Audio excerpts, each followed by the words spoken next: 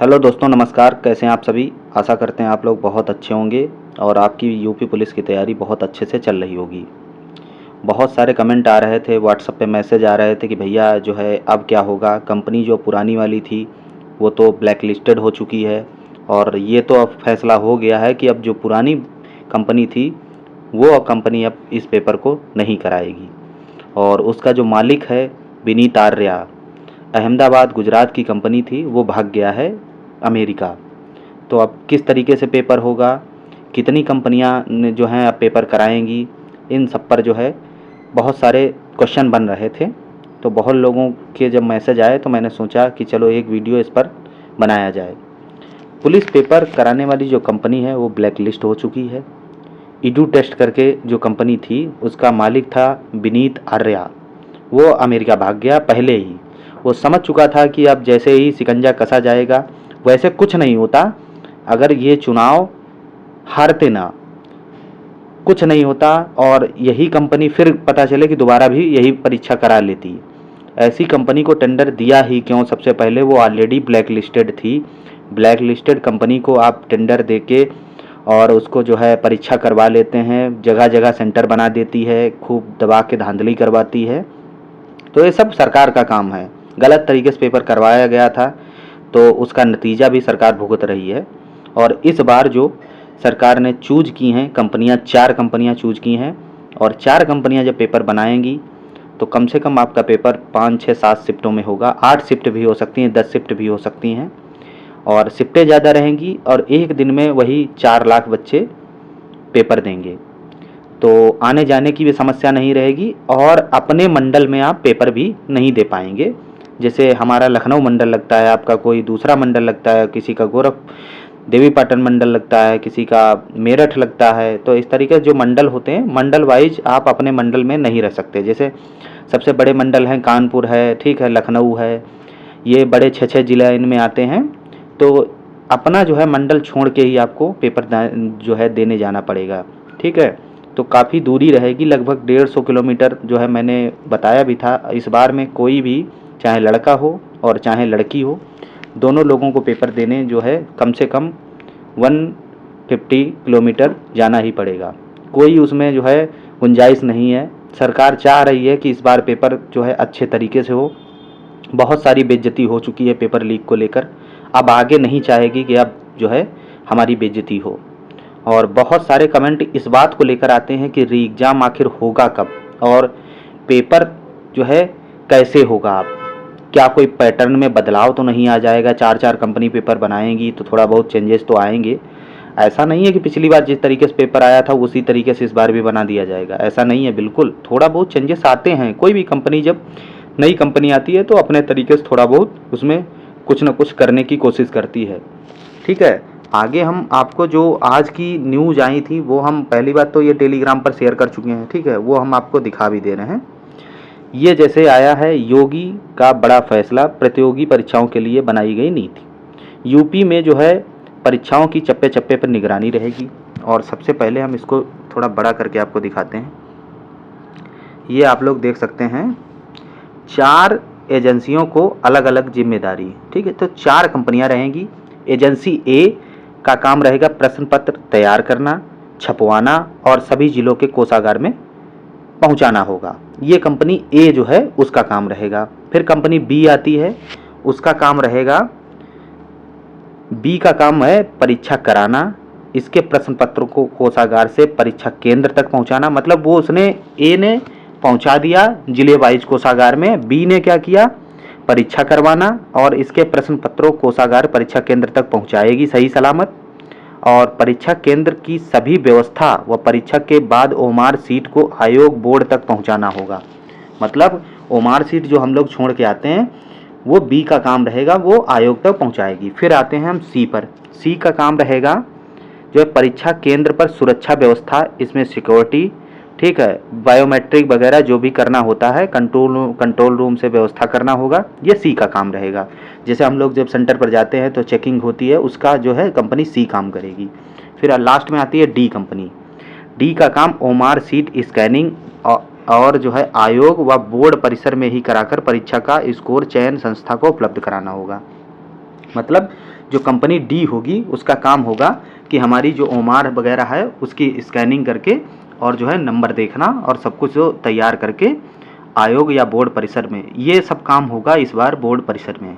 ठीक है, 3 सेटों में, ये वाली देख लीजिए आप लोग, 3 सेटों में ओमार सीट मूल प्रति आयोग के पास होगी। ठीक है, 3 सेटों में।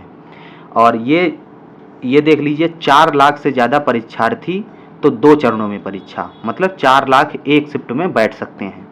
ठीक है, एक पाली में पीसीएस परीक्षा कराने की छूट रहेगी। मतलब ये तो उसकी न्यूज़ नहीं है, लेकिन ये 4 लाख वाली यूपी पुलिस के लिए है, क्योंकि इसमें बच्चे ज़्यादा हैं।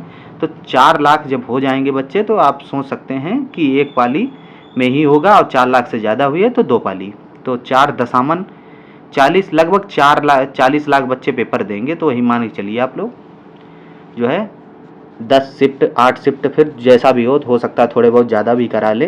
तो ये मान के चलिए इस बार में 8 शिफ्ट तो लगभग फिक्स हैं कि 7-8 शिफ्टें होंगी।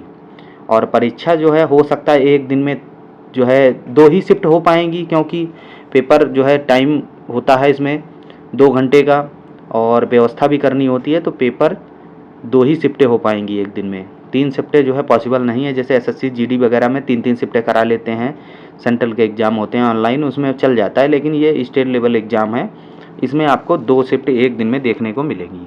तो ये हो गया पहली न्यूज़। दूसरी न्यूज़ हम आपको दिखाते हैं। जैसे हमने बताया कि 150 किलोमीटर और स्टेशन से 10 किलोमीटर के अंदर होगा परीक्षा केंद्र। ठीक है, परीक्षा केंद्र जो होगा इस बार में, स्टेशन जो होगी उससे 10 किलोमीटर के अंदर ही होगा। आपको ज़्यादा इधर उधर भागना नहीं पड़ेगा। जैसे आप मथुरा जा रहे हैं, आगरा जा रहे हैं या लखनऊ जा रहे हैं, तो आप 10 किलोमीटर की रेंज के अंदर ही आपका जो है स्कूल जो होगा जहाँ परीक्षा देंगे वो 10 किलोमीटर के अंदर ही होगा। तो ये तो हो गई 10 किलोमीटर वाली बात। बाकी मंडल वाइज आपको जाना ही पड़ेगा, अपने मंडल में आप परीक्षा नहीं दे पाएंगे, ये भी दिया गया है, वो हम आपको दिखाएंगे अभी। और ये देख लीजिए आप लोग, प्रेस में मोबाइल ले जाने पर जो है प्रतिबंध होगा। जांच के बाद परीक्षा की अनुमति। ड्यूटी, टीचरों की ड्यूटी 30 दिन पहले, जो उसमें परीक्षा केंद्र बनाए जाएंगे उसके लिए 30 दिन पहले ही सिलेक्ट कर लिए जाएंगे किसकी ड्यूटी लगेगी किसकी नहीं लगेगी। एजेंसी चयन में गोपनीयता। ठीक है, जो भी एजेंसी ये चूज की गई हैं उसके लिए गोपनीयता जो है रखी गई है, वो हम लोगों को नहीं बाहर किया जाएगा, बताया जाएगा कि कौन सी कंपनी पेपर करा रही है या नहीं करा रही। ठीक है, और बहुत सारी इसमें जो है दी गई चीज़ें, जैसे परीक्षा केंद्र, भवन, बाउंड्री वाल, पेयजल, शौचालय, बिजली जनरेटर, हर सीसीटीवी फुटेज, सब कुछ। मतलब डीएम की अध्यक्षता में जो है मीटिंग करके एक बढ़िया सो जो है राजकीय इंटर कॉलेज, जैसे पॉलिटेक्निक कॉलेज, गवर्नमेंट जो कॉलेज हैं अच्छे श्रेणी के आते हैं उनको ही रखा जाएगा। बाकी जो है पहले क्या हुआ था, जो पेपर हुआ था उसमें तो कोई भी स्कूल उठाकर ले आए और परीक्षा करा दी। इसी वजह से होता है ये सब कि आप सेंटर भी डाल रहे हैं घर के पड़ोस में, 1 किलोमीटर, पता चला उनका ही स्कूल है, उनका ही सेंटर है, तो अपने बच्चे करा नहीं देंगे? सब करा देंगे, भले ही वो बर्बाद हो जाए लास्ट में, लेकिन मानेंगे बिल्कुल नहीं। अब पिछली बार भी ऐसा ही हुआ कि जो कॉलेज प्रबंधक हैं, अब पता चले उनके कॉलेज में ही उनके 20 रिश्तेदारों के सेंटर आ गए। अब 20 रिश्तेदारों के आ गए, उनका कॉलेज भले ही बर्बाद हो जाए लेकिन वो मानेंगे बिल्कुल नहीं, नकल जरूर कराएंगे, नौकरी दिलाएंगे सबको। इसी वजह से सब बंटाधार हुआ। ठीक है, ये हो गई दूसरी न्यूज़। आगे हम आपको दिखाते हैं, ये भी हमने टेलीग्राम पर शेयर की थी। यूपी में भर्ती परीक्षा में धांधली व पेपर लीक होने से रोकने के लिए जारी की गई नई नीति। अब क्या नीति जारी की गई वो हम दिखाते हैं आपको, जूम कर रहे हैं थोड़ा, ये आप लोग पढ़िए। उत्तर प्रदेश के मुख्यमंत्री योगी आदित्यनाथ के निर्देश पर भर्ती परीक्षा में धांधली खत्म करने व पेपर लीक होने से रोकने के लिए नई नीति जारी की गई।